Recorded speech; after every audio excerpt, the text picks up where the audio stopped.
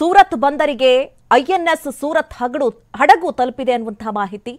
ಗುಜರಾತ್ನ ಸೂರತ್ ಬಂದರು ಈಗ ತಲುಪಿರುವಂತದ್ದು. ಅದಾನಿ ಬಂದರಿಗೆ ಬಂದಿದೆ ಐಎನ್ಎಸ್ ಸೂರತ್ ಯುದ್ಧ ನೌಕೆಯನ್ನ ಸ್ವಾಗತಿಸಿದ್ದಾರೆ ದೋಲಾಕಿಯಾ ಮತ್ತು ಕಲೆಕ್ಟರ್.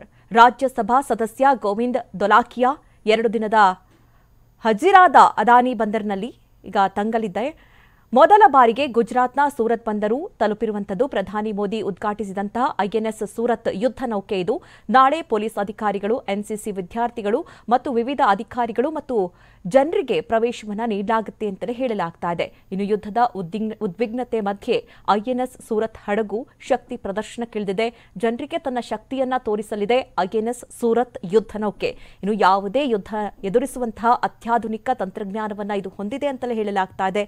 ಇನ್ನು ಅತ್ಯಾಧುನಿಕ ಕ್ಷಿಪಣಿಗಳನ್ನು ಹೊಂದಿದ ಮುಂದುವರೆದ ತಂತ್ರಜ್ಞಾನ ಭಾರತದಲ್ಲಿದೆ.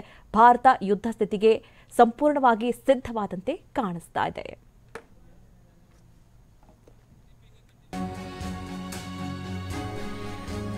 ಪಾಕಿಸ್ತಾನದ ಮೇಲೆ ಬಾಂಬ್ ಹಾಕ್ತಾ ಇದೆ ಭಾರತ. ನೀರು, ಏರ್ ಸ್ಪೇಸ್ ಬಂದ್ ಆಗಿದೆ. ಈಗ ಮತ್ತೊಂದು ಶಾಕ್ ಕೊಡೋದಕ್ಕೆ ಭಾರತ ಮುಂದಾಗಿದೆ. ಪಾಕ್ಗೆ ನೌಕಾ ಮಾರ್ಗ ಮುಚ್ಚೋದಕ್ಕೆ ಭಾರತ ನಿರ್ಧಾರವನ್ನ ಮಾಡ್ತಾ. ಹಾಗಾದ್ರೆ ನೌಕಾ ಮಾರ್ಗ ಭಾರತ ಬಂದ್ ಮಾಡಿದ್ರೆ ಮಹಾಘಾತ ಉಂಟಾಗುತ್ತೆ. ನೌಕಾ ಮಾರ್ಗ ಬಂದ್ ಮಾಡಿದ್ರೆ ಪಾಕ್ಗೆ ದೊಡ್ಡ ಸಂಕಷ್ಟ. ಹಡಗುಗಳಲ್ಲಿ ಹೋಗ್ತಾ ಇದ್ದಂತಹ ಸರಕುಗಳಿಗೆ ಬ್ರೇಕ್ ಹಾಕುವಂತಹ ಸಾಧ್ಯತೆಗಳು. ಕಂಟೈನರ್ಗಳಲ್ಲಿ ಹೋಗ್ತಾ ಇದ್ದಂತಹ ಸರಕುಗಳಿಗೆ ಭಾರತ ನಿರ್ಬಂಧ ಹೇರುತ್ತಾ. ಪೋಸ್ಟಲ್ ಸರ್ವಿಸ್ ಕೂಡ ಬಂದ್ ಮಾಡುವಂತಹ ಸಾಧ್ಯತೆಗಳಿದೆ. ಪಾಕಿಸ್ತಾನಕ್ಕೆ ಒಂದೊಂದೇ ಬಾಗಿಲನ್ನ ಮುಚ್ಚುತ್ತಾ ಇದೆ ಭಾರತ.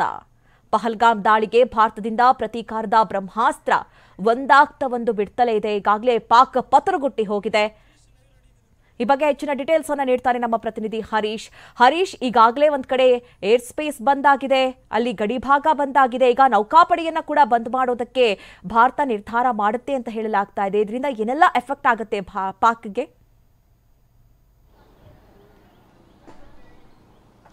ಹೌದು ಮಧು, ಪಹಲ್ಗಾಮ್ ದಾಳಿಯ ಬಳಿಕ ಪಾಕಿಸ್ತಾನದ ವಿರುದ್ಧ ಭಾರತ ಅನೇಕ ಕ್ರಮಗಳನ್ನು ಕೈಗೊಳ್ಳುತ್ತಾ ಇದೆ. ಒಂದು, ಸಿಂಧು ನದಿ ಒಪ್ಪಂದವನ್ನು ಭಾರತ ಮುರಿದುಕೊಂಡಿದೆ. ಜೊತೆಗೆ ಪಾಕಿಸ್ತಾನದಿಂದ ಬರ್ತಕ್ಕಂಥ ವಿಮಾನಗಳಿಗೆ ಭಾರತದ ವಾಯು ಪ್ರದೇಶವನ್ನು ಮುಚ್ಚಲಾಗಿದೆ.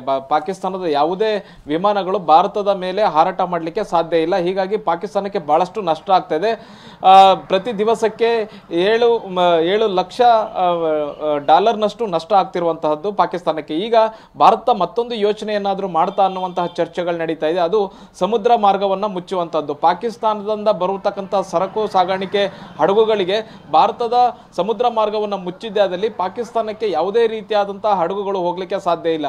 ಪಾಕಿಸ್ತಾನದ ಮುಖ್ಯ ಬಂದರುಗಳಾದಂತಹ ಗದ್ವಾರ್ ಮತ್ತೆ ಕರಾಚಿ, ಇವು ಪ್ರಮುಖ ಬಂದರುಗಳು. ಇಲ್ಲಿಂದನೇ ಪಾಕಿಸ್ತಾನದ ಬಹುತೇಕ ಸರಕುಗಳು ಹಡಗುಗಳ ಮೂಲಕ ಹೋಗುತ್ತೆ. ಮತ್ತೆ ಆಮದಾಗುವಂತಹ ವಸ್ತುಗಳು ಕೂಡ ಈ ಒಂದು ಕರಾಚಿ ಬಂದರಿಗೆ ಬರುವಂತಹದ್ದು. ಇಂಥ ಸಂದರ್ಭದಲ್ಲಿ ಭಾರತ ಏನಾದರೂ ತಡೆ ಒಡ್ಡಿದ್ದೇ ಆದಲ್ಲಿ ಪಾಕಿಸ್ತಾನಕ್ಕೆ ಬಹಳಷ್ಟು ಆರ್ಥಿಕ ನಷ್ಟ ಉಂಟಾಗುತ್ತೆ. ಒಂದೀಗ ವಾಯು ಪ್ರದೇಶವನ್ನು ಬಂದ್ ಮಾಡೋದ್ರಿಂದ ಭಾರತ ಈಗ ಸುಮಾರು 100 ಮಿಲಿಯನ್ನಷ್ಟು ಪಾಕಿಸ್ತಾನಕ್ಕೆ ನಷ್ಟ ಆಗುತ್ತೆ ಅನ್ನುವಂಥದ್ದನ್ನು ಹೇಳಲಾಗ್ತಾ ಇದೆ.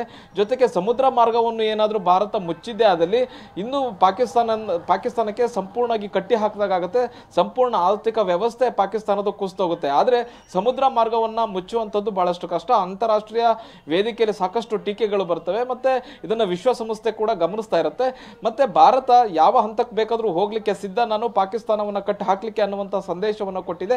ವಾಯು ಪ್ರದೇಶವನ್ನು ಮುಚ್ಚಿ ಸಿಂಧು ನದಿ ಒಪ್ಪಂದವನ್ನ ಮುರಿದುಕೊಂಡಿರೋದ್ರಿಂದ ಸಮುದ್ರ ಮಾರ್ಗವನ್ನು ಕೂಡ ಬಂದ್ ಮಾಡೋದ್ರಲ್ಲಿ ಅಚ್ಚರಿ ಇಲ್ಲ ಅನ್ನುವಂಥ ನಿಟ್ಟಿನಲ್ಲಿ ಚರ್ಚೆಗಳು ನಡೀತಾ ಇದೆ. Madhu, Nagaraj. Okay Harish, thank you ನಿಮ್ಮೆಲ್ಲ ಡೀಟೇಲ್ಸ್ಗಾಗಿ.